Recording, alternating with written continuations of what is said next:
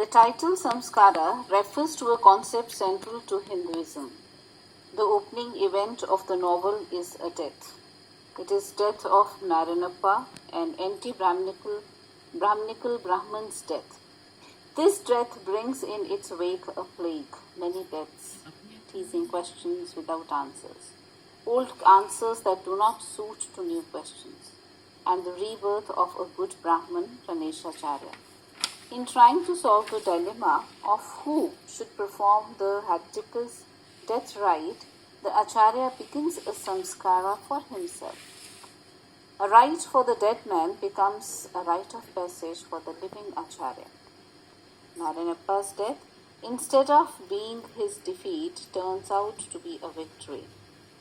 The corpse of Narayanappa seems to swell gradually and fill up the whole Agrahara in metaphorical as well as real sense.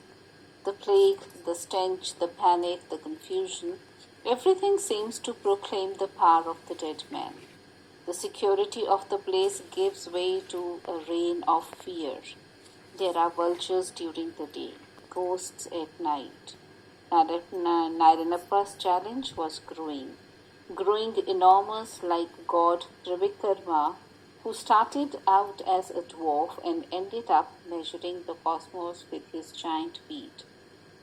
The Agrahara Brahmins lead a nightmarish life as the dead body of Narayanappa lying rotting without being disposed. As they cannot eat on account of the pollution caused by the death in the Agrahara, they spend a sleepless night on account of their gnawing hunger. The foul stench arising from the rotting corpse assails their nostrils and turns their stomachs. Added to this, Lakshmi Devamma's words that the ghost of Narayanappa is roaming about Agrahara make their hearts come to their mouths. Throughout the novel, death operates as an invisible character. It operates on two levels, both physical and spiritual. As far as the Agrahara Brahmins are concerned, there is both physical and spiritual death. The fear of the ghost of Narayanappa tormenting them and their children, if their corpse is not given a proper cremation, makes Garuda finally budge and offer to perform the rites of Narayanappa, sidelining his lust for Chandri's gold for the time being. Shripati and his friends, who go to find the corpse of Narayanappa to cremate it, become puzzled to find it missing.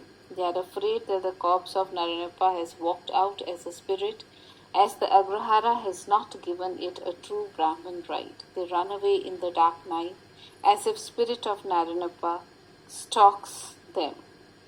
The Vasapura, stinking with its orthodox ways and inhibitive caste system and infighting, is a minuscule India.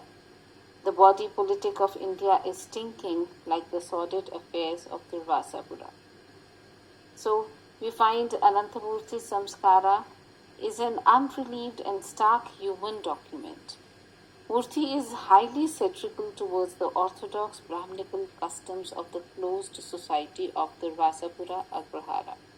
He develops characters and incidents in the novel to expose the shallowness of a community going to seeds by sticking to tradition, rites, and rituals with its intersect and caste consciousness. The so-called self-proclaimed angels are nothing but the devil in disguise. They corrupt the fountain of life with their meanness, hypocrisy, gluttony, grace for wealth, and lust. Samskara is an allegory portraying the rottenness of our nation.